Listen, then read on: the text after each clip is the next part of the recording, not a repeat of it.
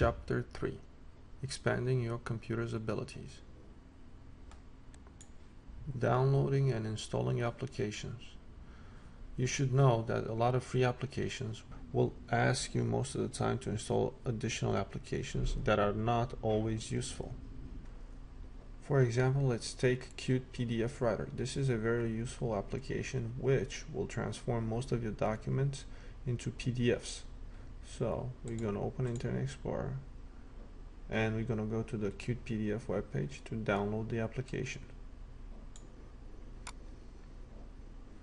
We're going to save the application in the downloads folder under the user profile.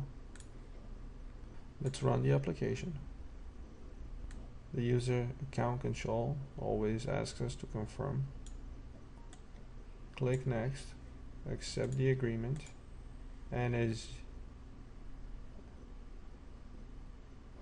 what do you know? It is asking us to install the Ask toolbar, which is gonna change our home page and is gonna add this toolbar and probably is gonna be very annoying. So we're gonna deselect these buttons here and we're only gonna install the main application.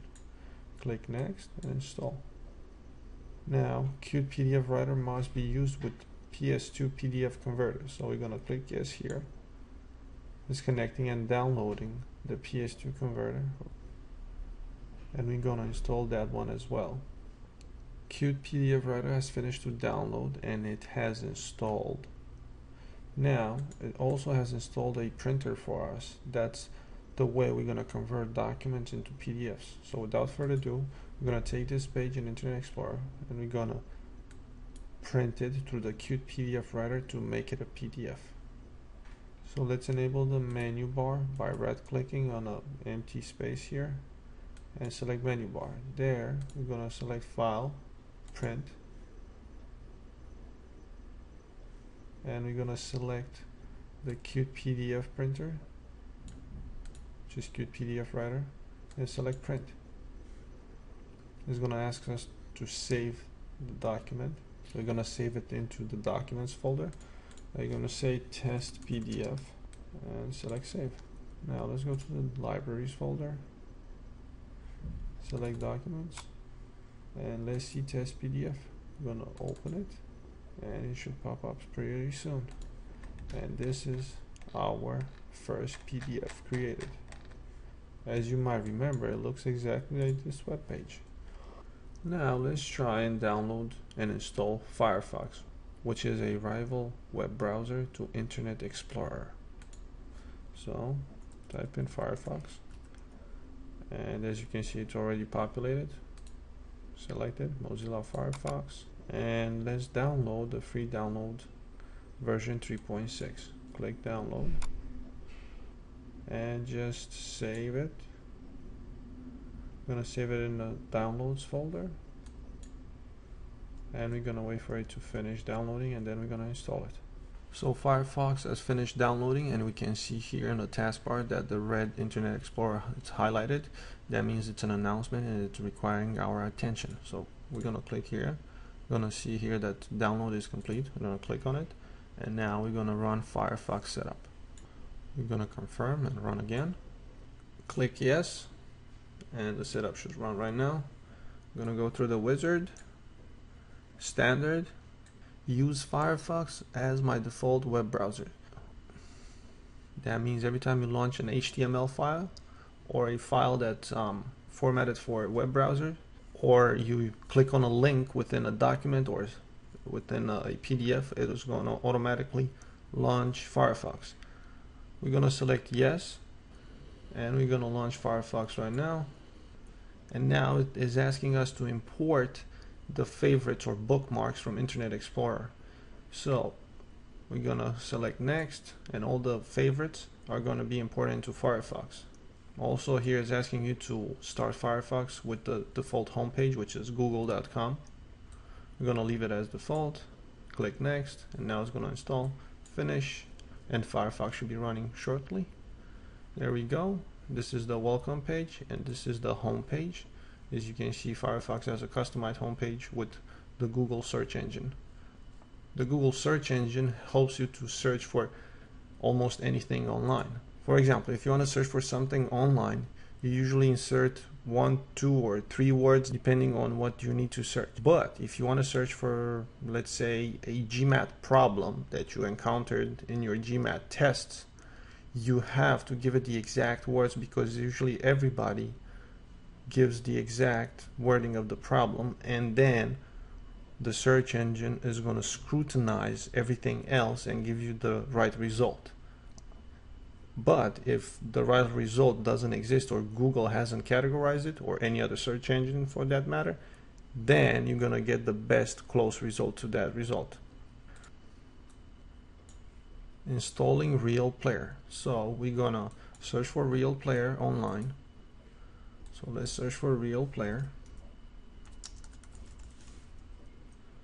And we get Realplayer download. We're going to click on the link, and then we're going to download the player.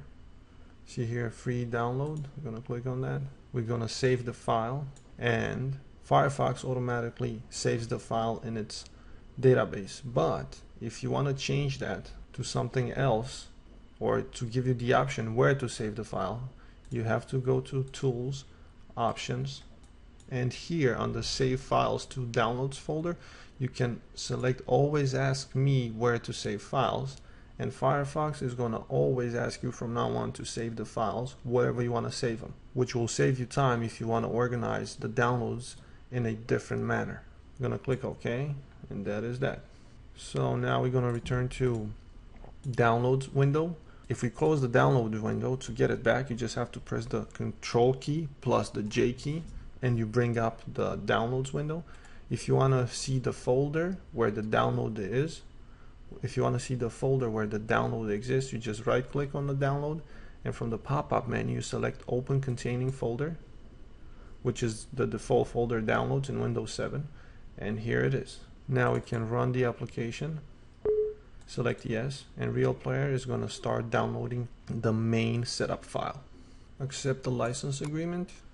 Now Realplayer is recommending Google Chrome, which is the third browser in the internet browsers world. But if you don't need it, just unselect these two check marks here, continue by clicking next, and now it's going to download and install the player for us. To complete installation and enable Realplayer's download this video feature, you must close any open browser windows. Click OK to automatically close your web browser window now. However, we're going to click and close the web browsers manually to make sure nothing is going to go out of sync. Quit, close all tabs. I'm going to return to Realplayer and continue with the installation. Here, Realplayer is asking us to get Realplayer Plus, which is a version that costs a little bit of money and it has better features. I'm going to select no thanks, and I'm going to leave that to you to understand if you need the advanced version or just the basic version. Installing iTunes. For this, we have to open Internet Explorer or Firefox, depending on your choice and on your preference. We're going to open Mozilla Firefox, and we're going to go to apple.com. Here, Firefox is letting us know that an add-on has been installed. This is the add-on added by Realplayer. We're going to leave it as is. We're just going to close the notification, and we're going to go to apple.com, and there we're going to look for the iTunes application, which is an application to organize your music.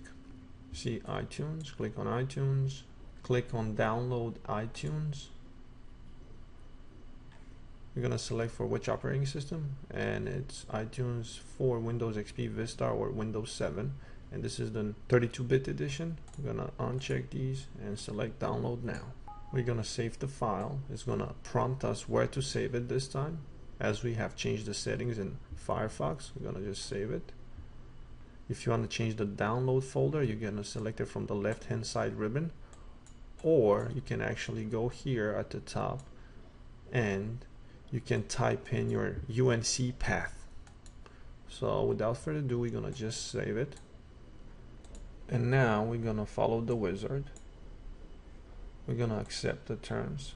As you can see, so far all the applications have some form of licensing agreement.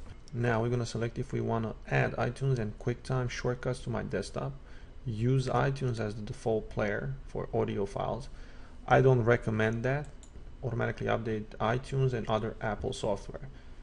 This is your choice, but most of the time all these automatic updates, they load services at startup to your computer, which are going to delay your computer startup after you have logged in.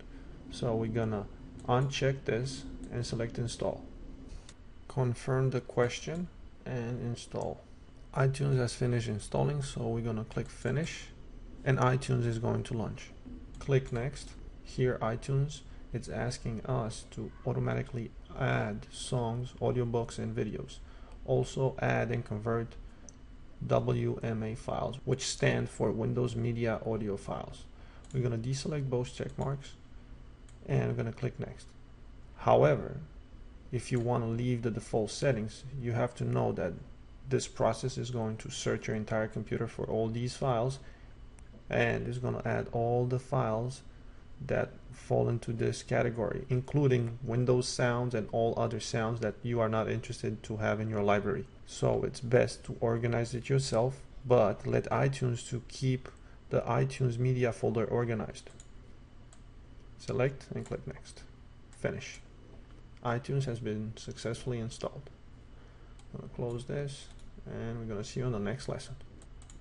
I hope this was easy to understand and I would like to thank you for viewing.